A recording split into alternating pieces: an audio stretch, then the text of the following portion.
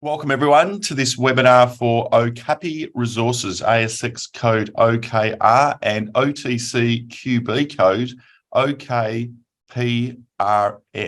So for those who follow the stock in the US, that's the OTC code.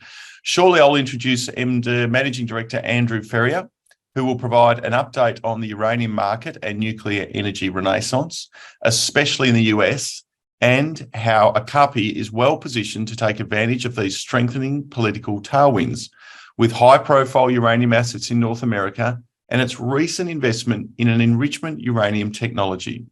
Following the presentation, attendees will have the opportunity to ask Andrew questions during a live Q&A session. So, as the presentation is occurring, think about what questions you'd like asked and submit them in the Q&A box at the bottom of your screen. And I will put them to Andrew during the live Q&A session. So it's your chance to talk and ask questions directly of management.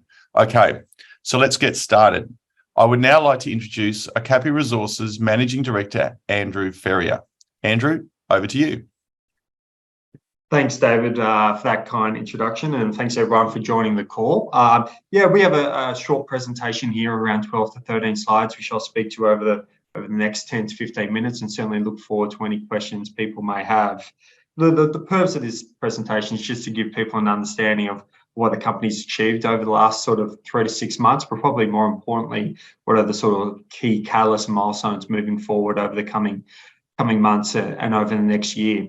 So on the next slide, it clearly shows, after disclaimer, it clearly shows sort of how Okapi is different to a lot of different other uranium companies in the listed markets. We're very unique in the sense that we are diversified across sort of 3 different key areas in the uranium nuclear landscape.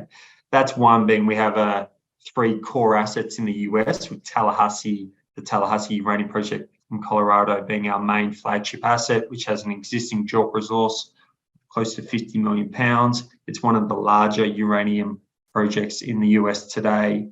On top of that, we also have 6 projects in the Athabasca Basin. Athabasca Basin is, land to the highest and biggest grade uranium projects in the world.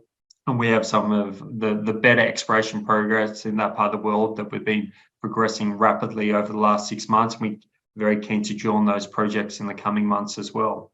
On top of that, and this is what really separates us from the crowd, is earlier this year, we made an investment in a company called Uberian. Uberian is an Australian company which has a very interesting uranium enrichment technology. We're very keen and excited to be a part of that company. I've joined the board, and then the enrichment landscape is moving very fast, with a lot of obviously tailwinds in the nuclear sector in itself, but also a lot of geopolitical things occurring in the background. And I'll explain that in a few of our slides moving forward.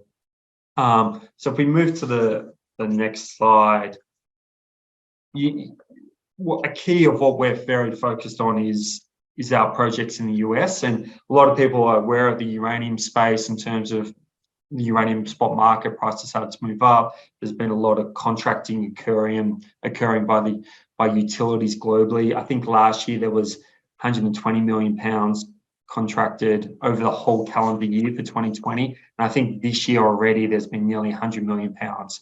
So the utilities are becoming very active in that long-term space. And I think that will end up showing up pretty dramatically in the spot price over the coming 6 months' time. But I think the graph in the bottom left sort of explains, a picture paints 1,000 words. The US has now become completely reliant on importing nearly all its uranium. And nearly 50% of that comes in through Russia. And that's obviously a pretty interesting place to be, given everything that's happening in terms of what's occurring in Russia and the invasion of Ukraine. So there's sort of bills in House committees at the moment in the US which directly aim at banning Russian uranium. And that would obviously be pretty huge, cap on the market in terms of all the uranium coming out of Russia. And that would force the US to sort of prioritize and activate a lot of its US assets and assets with its allies. And that's where Okapi sits very favorably with all of its projects, but in particular its Tallahassee project. On the next slide, you can see on the next slide after that, sorry. Oh yeah, this sort of shows where the uranium market sits, but over two different things. On the left, you can see the uranium price. That's what most people in the market pay attention to. It's actually crept up now. It's around $56, $57 per pound, and it's continuing to move up. I think once it hits around that $60 per pound market, you'll see the positive segment to the uranium industry, which is obviously growing and developing as we speak. But I think you'll see it start taking off dramatically. I think you'll see a lot of outside sort of generalist investors come back into the uranium space, and particularly into uranium equities. And I think they'll have a pretty profound impact on companies like ourselves. On the right is the enrichment price, is the SWU price, which is something that is less known about and less talked about in a public market sense, but obviously very relevant to Okapi with its investment in Uberian. And this sort of, again, shows you clearly what the impact of Russian enrichment capacity has and what the world is thinking about in terms of the requirement to build more enrichment capacity outside of Russia, and for the US and other Western allies to become self-sufficient in enrichment capacity moving forward as well. Because as it still stands today, US is completely, or nearly completely, dependent on Russian enriched uranium to fuel its nuclear reactors. And the US today still has the world's biggest nuclear reactor fleet. It has 92, 93 operating reactors. Globally, there's 470 reactors around. And in the US, nuclear energy is still 20% of all energy production in the US, and 20% is a very big number. And I think particularly in the US, but globally, it's become very apparent that nuclear energy is going to play a huge role in the transition to clean energy. We obviously talk about a lot of other commodities, but I think it's become apparent that renewables can only be a part of the solution. And the US, through things that people have already heard about, like the Inflation Reduction Act, are pumping money into the nuclear reactor fleet to keep them profitable and humming away for decades to come. So uranium's only going to become more important globally as we move forward, and that's where Okapi is positioning itself in to be a key player in that moving forward. So moving on to our assets, here's a snapshot of the uranium assets we have in North America. I've touched on Tallahassee. Tallahassee is a project in Colorado. We've been actively involved there through a series of 2 transactions over the past 18 months. We now have lodged our permit, our CUP permit with Fremont County, and that was done over the last couple of weeks, and we look forward to getting that permit completed by the end of the year and then actively drilling on the project very shortly after that. On top of that, we have our project in the Athabasca Basin, but 2 other key projects we also have is our Maybell project, which is also in Colorado, in northwestern Colorado. It was an existing producer, produced over 5 million pounds of very high grades. I was just there on the ground. It is a much bigger project than I initially realized, as a tremendous amount of production came out of there. We've now staked nearly that whole district, and we're working very closely with BRS, an engineering firm out of Wyoming. I'm truly understanding what I got hands on there, and look forward to making some announcements on that front very shortly. On top of that, we've got the Rattler project in the LaSalle district. LaSalle district's in Utah. It's a district that's largely owned by a company called Energy Fuels, which is a listed company on the US. It also has a White Mesa mill, which is down the road, and it's the only operating conventional uranium mill in the US. So there's a very clear pathway there to production, and we're looking very closely at that whole district as a whole, and look to be doing more work on that front. But with all those assets in the portfolio, as you can see on the next slide, it paints an interesting picture of where Okapi sits relative to the other uranium companies. We've also been very active. We've acquired and developed all these projects over the last, as I said, 12 to 18 months. We've got an existing resource just on our Tallahassee project of 15 million pounds.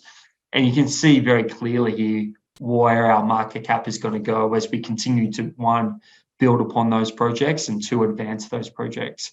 On top of that, you can see that's a mixture there. You can see of probably projects based in the Athabasca and then some in the US and more globally on top of that.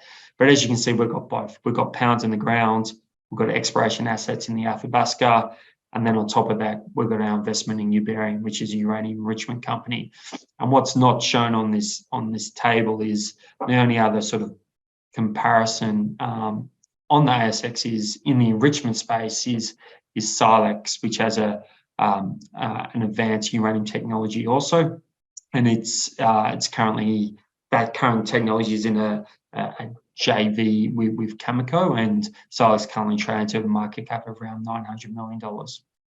So we've got a very clear pathway on how we think we can add value over the next 6 to 12 months to see us pretty rapidly move to the right in that bar chart very quickly.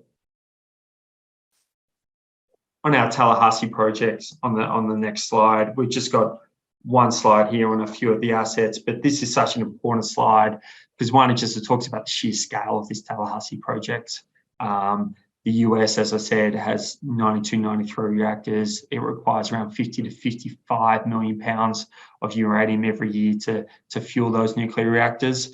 And it's going to need projects of scale to accomplish that. Tallahassee, the whole district, is around 90 million pounds. As I said before, we have around 50 million pounds of that. But what we're most blessed with here is just a huge amount of historical data that's been generated on this project over a period of decades. Cyprus in the 1970s were extremely aggressive on this project. As you can see, there's been over 2,000 drill holes here. That's 350 Ks of drilling.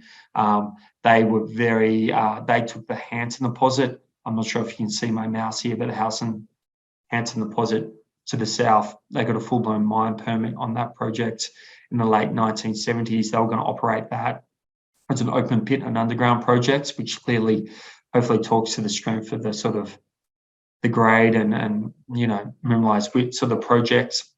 But they walked away with that project like a lot of people did in the early 1980s, in particular after the 3 Mile incident and the collapse in the uranium price. So it's a pretty exciting project. We've now locked in land and surface agreements with all the landowners in the area, which we've worked away in the background on the last 6 months, and it's been a big accomplishment for the team. That allowed us to lodge a CUB on the project with local county. We're in the process of lodging an NOI with the state over the coming days as well. And we look forward to getting out there. We don't need to do a huge amount of drilling on this project. As I said, we're blessed with the data. The replacement cost would be very significant. We do need to do some confirmation drilling and some additional drilling in relation to the hydrology and permeability of the project. And with all that data at hand and combined with the new data we're going to get, we're going to pull that together in a scoping study, which we plan to get out to the market in mid-2024. And I think that will sort of open up a lot of people's eyes to the project, its scale and its potential impact it's going to have on being able to, produce uranium moving forward as well. So look forward to getting that out, and a lot of work will go into Tallahassee moving forward. Switching up north to our Athabasca projects, I've touched on these before, but we have 6 projects across the Athabasca Basin.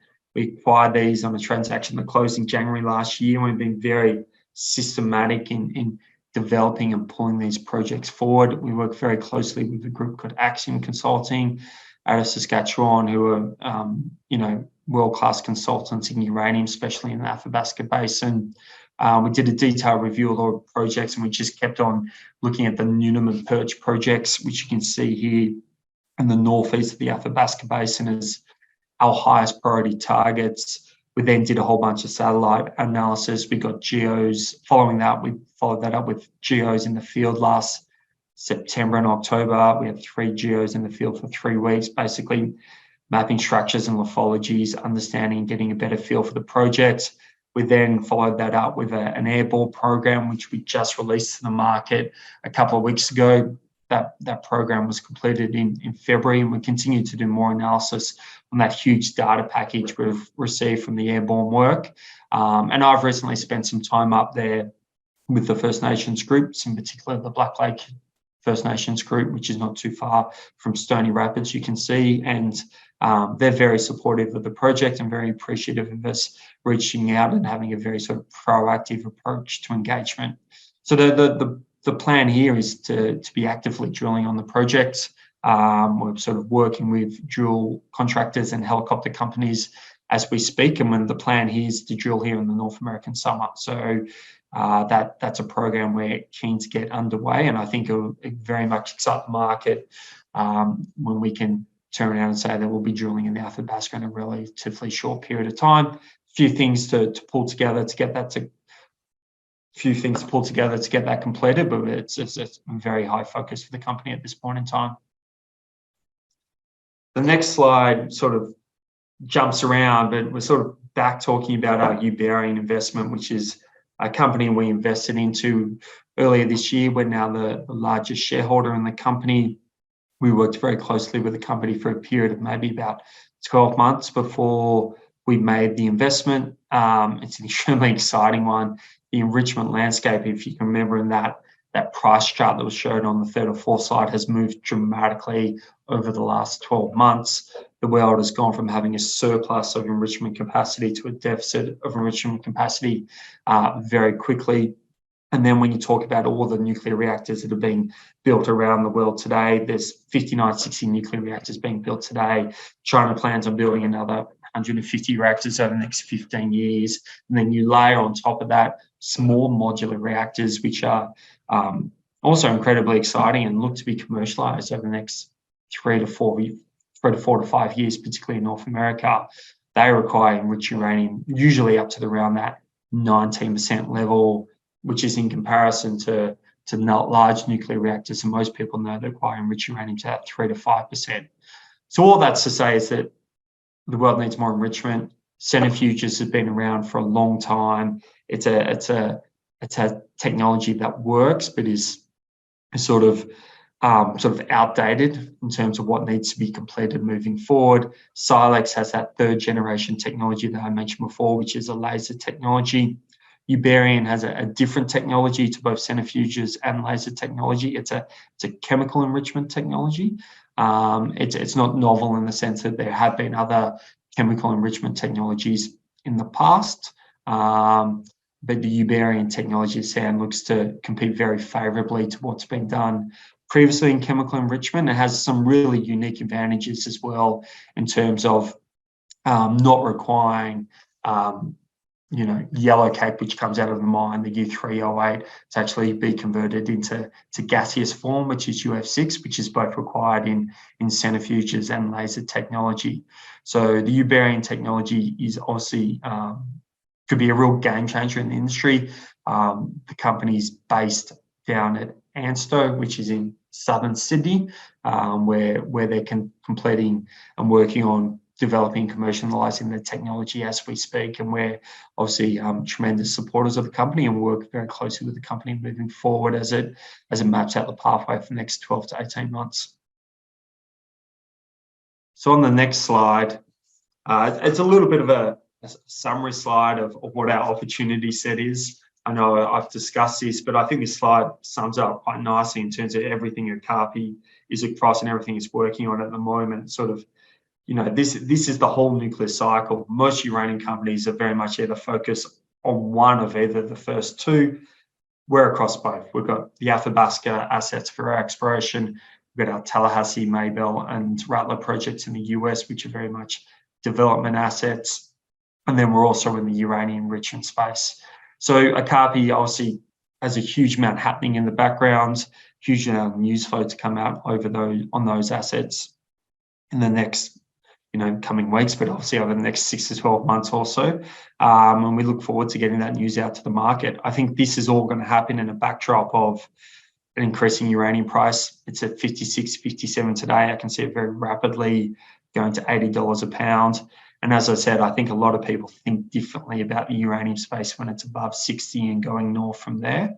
And I think we're going to see things happen in terms of a lot of geopolitical things happening here as well, where, if the US does make a decision to ban Russian uranium, I think that's going to have a huge impact on the market. And I think it's going to in particularly favour companies with US assets, and I think it's going to favour companies in the enrichment space as well. So we're set ourselves up for that outcome, and we look forward to pushing everything forward and getting that news out to the market. The next slide is just a corporate snapshot of where we stand today. Market cap of 25 million, relatively big inside ownership, a lot of alignment with the management team moving forward as well, which I think is always very important for shareholders to see. And we look to, pretty rapidly build the company as we move forward over the next 6 to 12 months. So the next slide is the last slide, David. So I'll pass it back to you if you have any questions. Perfect. Thanks for that, Andrew. A really informative presentation on not just Okapi, but the wider uranium nuclear enrichment market. It is, for a lot of people, a market they're not that au fait with. So it's important for them to understand the tailwinds that are behind the sector and what that means going forward. We do have a stack of questions, so I'm going to jump right into it. Firstly, as you mentioned, you picked up a number of these US uranium projects some 24 months or more ago. Did you have a filter that you put them through? What was the bar that you were setting that you wanted to reach to make sure you attracted the right type of assets?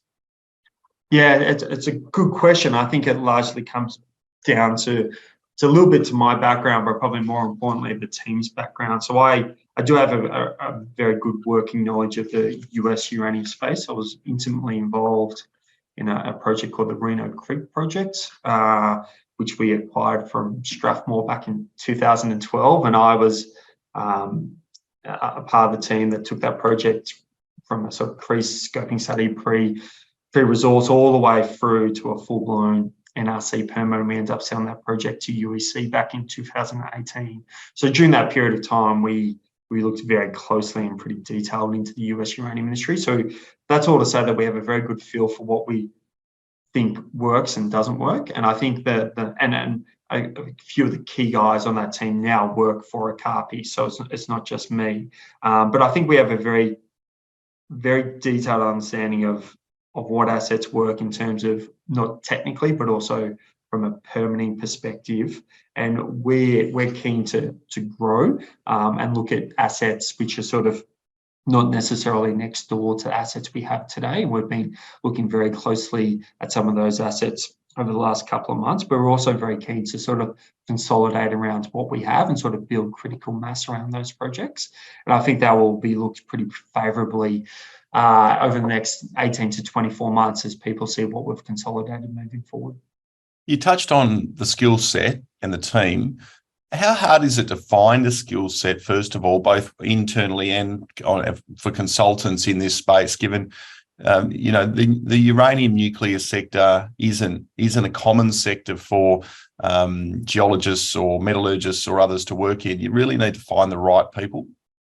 Yeah, it's extremely difficult, and that's purely a function of most young people in the US, or in the US in particular, just have decided not to go into the uranium industry over the last couple of decades. And that's disappointing because it's left a massive void in terms of people that actually have a detailed understanding of the space. And we're blessed with having some guys that have actually permitted a uranium mine in the US over the last decade. And there's not many of those people around and have actually done it. So we do have a very clear understanding of what's required. And that's a big issue in the industry. Like, most of the guys who work for me are of the older generation. I think that's fair to say. And I'd be one of the few younger guys in the space running around working and building a company in the US. And I think that's something that the industry itself is going to be, it's going to have to self-correct, and there's going to have to be a lot more people coming into the industry, particularly in the US. And I think that needs to be supported, effectively by the government to a large extent. Now, you touched on also sort of the permitting structure in the US. For those that don't know, what is the difference to the project ownership permitting structure and compared, I suppose, to Australia, which is more known to most investors? And what advantages does that provide to Okapi in the development of these projects? Yeah, it's It's a good question, and it's a difficult question to answer succinctly, but it very much depends on where the project is state by state. So where we are in Colorado is a state agreement state, which means that it can issue licenses on its own accord, which means there's no, the NRC effectively, which is the federal body around uranium nuclear, isn't involved in our project at this point in time, which is obviously streamlined to some extent. But it very much depends on the ground you sit on in terms of if you're sitting on BLM ground, which is federal ground, if it's state-held ground, or if it's privately owned. But for us, in terms of us permitting our Tallahassee project, we will need a permit from the county, which is occurring as we speak, and we'll work with the state as well, which is the DMRS in Colorado. So, and we have a good working relationship with those guys and received permits already in the forms of NOI on our Taylor Aboya, which is in the north of Tallahassee. But we've got a lot of experience in it. We understand it, and we work very closely. It's all about engagement at the end of the day. How hard was it to take a position on uranium and uranium projects at a time when, 2-3 years ago, the commodity was largely forgotten in investor circles? Yeah, I think from my point of view, that's the best time to be doing deals, when no one else is interested in the space. And I still largely think it's the case today, in terms of, while there are uranium companies active in the space, and then we're starting to see some assets being sold and some deal flow occurring, there's still people who are buying assets today. I think you're going to be extremely well rewarded in the coming years when you see uranium, as I said, racing towards $80 a pound, and even potentially much higher. You've got to remember, in the last uranium bull run, the uranium spot price went to $130 a pound.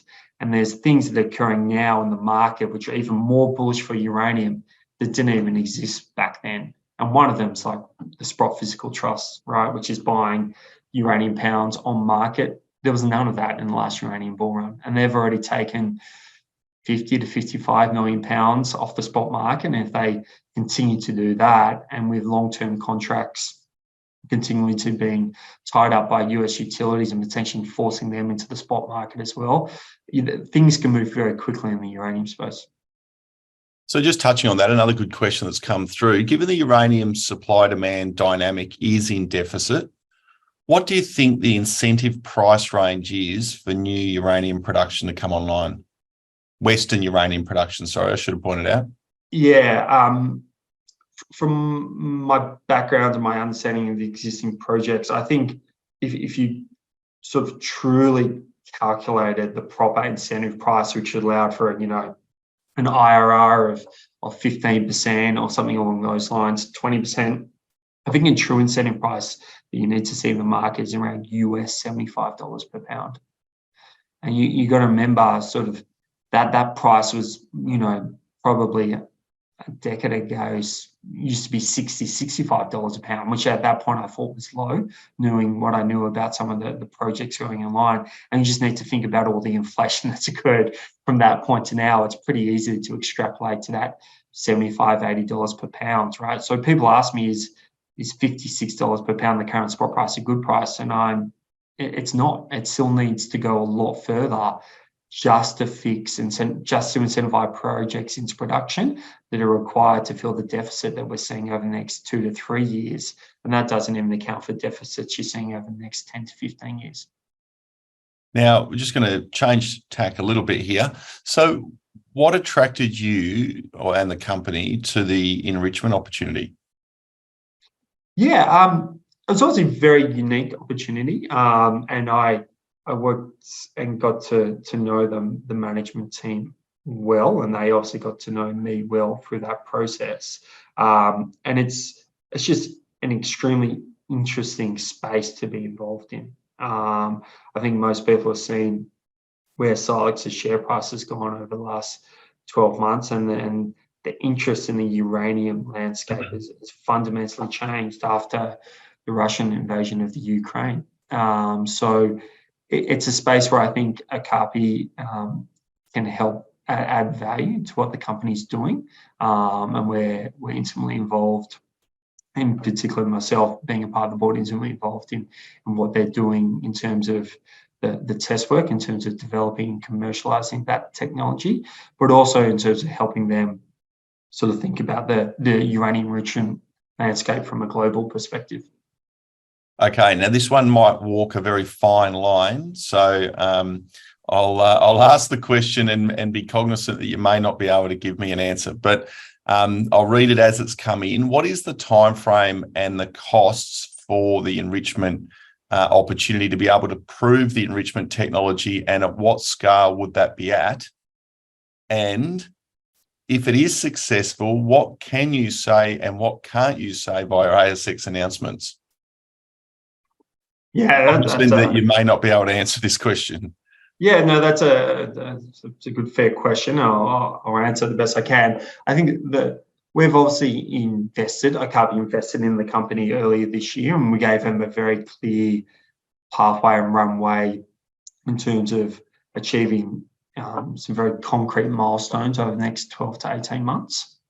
And they're very focused on that at the moment. I think we'll be able to talk about those milestones when they're achieved, and more importantly, the company themselves will be able to talk about those milestones when they're achieved. So obviously, investing in the enrichment space, the technology itself is classified, which means there are some limits to what the company themselves can say, and we're obviously a shareholder in that company, the largest shareholder in that company going forward. So we're working with the company now in terms of communication and what is and isn't allowed to be said to the broader market. And I think from my perspective, I'm very comfortable with that in terms of we'll be able to say and be able to communicate with our shareholders, more importantly, around some of those key milestones when they occur, to obviously keep our shareholders very much informed about what the company is doing and the successes and the boxes that it's ticking moving forward. Last two questions. There are a number of emerging both uranium and green tech funds. Have you seen them start to approach the company and look to join the register? Sort of yes and no, I think, is the answer to that question. We're obviously aware of some of them and had ongoing conversations over the last couple of weeks to months. And Okapi obviously is a very interesting company for a lot of those people that have come onto the market with money and looking to invest in things that we've become involved in. So I think they'll continue to look at us and understand what we're doing and follow us very closely moving forward. Last question. Now we do have a couple more that I might just send through to you so they can be answered directly. Where do you see the company in the next 6 to 12 months? What should investors be focused on? Yeah, I think the key things for investors to be focused on obviously is advancement of Tallahassee in terms of getting the permit, which would be a big outcome, working on the asset, doing some real important test work, and then pulling that together in terms of a technical study to be announced next year. In terms of our Athabasca assets, obviously the key sort of high value point in terms of getting news out to the market will be pulling together a dual program on those assets and actually putting some holes on the ground, which has, as most people know, in the Athabasca is elephant country. So if we tag into there or have a discovery on that front, then it could be an absolute fundamental game changer for the company moving forward. And then obviously Uberian is very focused on achieving those milestones, and we look forward to getting that news out to the market when they occur over the coming 3 to 6 months. Thanks, Andrew. Thanks everyone for your questions. That does bring to a close today's webinar for Okapi Resources. Thank you everyone for your time to tune in, to listen, to ask questions and take in the information provided, and to Andrew for such an insightful presentation on this key industry thematic, and importantly answering some of the hard questions. Contact details for the company are on the screen, and should you like to follow up with Andrew directly, please do so using the contact details as provided. I'd like to thank everyone for participating. Andrew, thanks for your presentation. We look forward to following the company with interest, and have a great day. Thanks, David. Thank you, everyone.